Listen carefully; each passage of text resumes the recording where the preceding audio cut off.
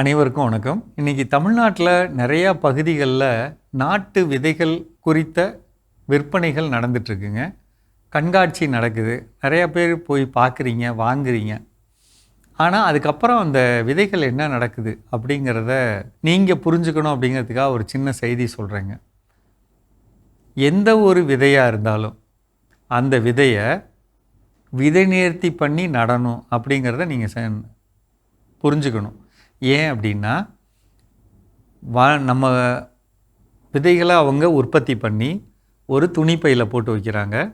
அந்த துணிப்பையில் இருக்கும்போது பல்வேறு காரணங்களால் பூஞ்சை தொற்று இருக்க வாய்ப்பு இருக்குது. அதை கொண்டுட்டு வந்து நம்ம நிலத்தில் போடுவோம், நம்ம நிலத்துலேயும் பூஞ்சை தொற்று இருக்க வாய்ப்பு இருக்குது. அப்போ அதில் முளைக்காமல் போக வாய்ப்பு இருக்குது. அப்போ நம்ம விதையை குறை சொல்லுவோம், அப்படி இல்லைங்க. விதை நல்லது தான். அப்போ நம்ம அந்த இடத்துல என்ன செய்யணும், அந்த விதைகள் மேலே இருக்க பூஞ்சை தொற்று போகிற மாதிரியான திரவங்களை பயன்படுத்தணும். உதாரணத்துக்கு இப்போ நம்ம வீட்டில் பஞ்சகாவியா இருக்குது.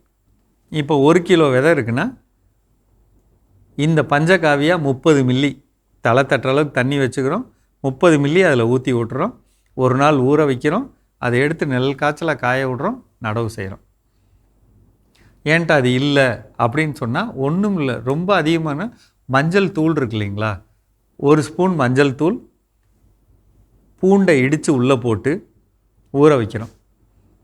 இந்த ஊற வச்சதை 1 மணி நேரம் கழித்து நெல் காய்ச்சலை காய விட்டு நடவு செய்கிறோம். இல்லைங்க, என்னோட பக்கத்தில் இருக்கக்கூடிய வேளாண்மை துறை அலுவலகம் அது எங்கே இருந்தாலும் அவங்கள்ட்ட பேக்கெட்டில், சிவப்பு கலர் பேக்கெட்டில் சூடோமோனாஸ் அப்படின்னு ஒரு பவுடர் வச்சுருப்பாங்க. அதை வாங்கிட்டு வாங்க. 1 வருஷம் வச்சுக்கலாம் அந்த பவுடரை. அந்த பவுடரை வாங்கிட்டு வந்து 1 கிலோ விதைக்கு 10 மில்லி அல்லது 10 கிராம் இல்லை 20 கிராம் கூட போட்டுக்கோங்க. 20 கிராம்ங்கிறது நம்ம ஸ்பூன் இருக்கு இல்லைங்களா, அதில் 1/4 ஸ்பூன் அளவு அல்லது அரை ஸ்பூன் அளவுக்கு வரும்.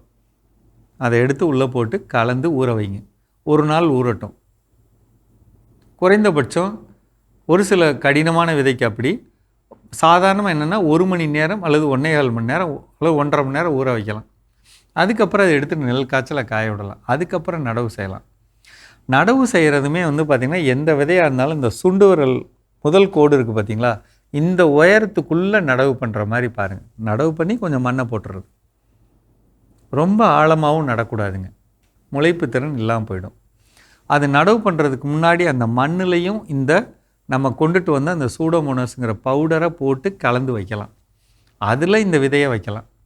அப்படி செய்கிறப்ப அந்த மண்ணில் இருக்கக்கூடிய நோய்கள் நீங்கி அது எளிமையாக வளர்கிறதுக்கு ஒரு வாய்ப்பு கிடைக்கும். இந்த நாட்டு விதைகள், நாட்டு கிழங்குகள் நம்ம போய் வாங்கிட்டு வர்றோம், புறக்கடையில் வைக்கிறோம், மாடி தோட்டத்தில் வைக்கிறோம், ஈவன் நிலங்களே நடுறோம். அது எனக்கு வரலன்னு டென்ஷன் ஆகுறோம். அதில் நம்ம தெரிஞ்சுக்க வேண்டியது ஒன்று தானுங்க. பாக்கெட்டில் வரக்கூடிய ஒட்டு விதைகளாக இருந்தாலும் நாட்டு விதைகளாக இருந்தாலும் எந்த விதையாக இருந்தாலும் நோய் வரும், பூஞ்சை தொற்று வரும். பூஞ்சை தொற்று வந்ததுன்னா முளைக்காது. அப்படி முளைக்க வைக்கணும்னா நான் சொல்கிற இந்த தொழில்நுட்பத்தை பண்ணணும். கண்டிப்பாக முளைச்சிரும். முளைச்சி வந்தாலுமே நீங்கள் என்ன தெரிஞ்சுக்கணும்னா, நாட்டு விதைக்கும் பூச்சி கடிக்கும், நாட்டு விதைக்கும் நோய் வரும், அதுக்கும் நம்ம சத்து கொடுக்கணும். நம்ம என்ன வச்சுக்கிறோம் தெரியுமா, நாட்டு விதைனா அதுவாக வரும், அதுவாக எல்லாம் நடக்கும் அப்படிங்கிறோம். நம்ம உடனே உதாரணம் காட்டுறது எதை காட்டுறோம், இப்போ பாருங்கள் அந்த குப்பையில் வளர்கிற சுரக்காயெல்லாம் பாருங்கள் அதுவாக வருது அப்படின்னு சொல்கிறோம்ல, அந்த வார்த்தையில் தான் நம்மளுடைய பதில் இருக்குது. குப்பைங்கிறது எல்லா விதமான கழிவுப் பொருள்களும் சேர்ந்து இருக்கக்கூடிய ஒரு சத்து மிகுந்த இடம். அதனால தான் அங்கேருந்து வளர்கிறது பார்த்திங்கன்னா வீரியமாக வேகமாக வரும். பார்த்திங்கன்னா குடிசை மேலெல்லாம் அந்த கொடி ஓடும், காய்கள் வரும், பெரிய பெரிய காய்கள் வரும். அது எப்போ நடக்கும், மண் வளமாக இருக்கிறப்ப அது நடக்கும். அப்போ ஒரு நாட்டு விதைகளை வாங்கி அதை முறையாக விதை நேர்த்தி பண்ணி நடணும், சத்துக்கள் கொடுக்கணும், நோய் மேலாண்மை பண்ணணும், பூச்சிக்கான திரவங்களும் பண்ணும்போது அந்த பயிருக்கு வேணுங்கிற முழுமையான சத்தை கொடுக்கும்போது அருமையான லாபம் வரும்.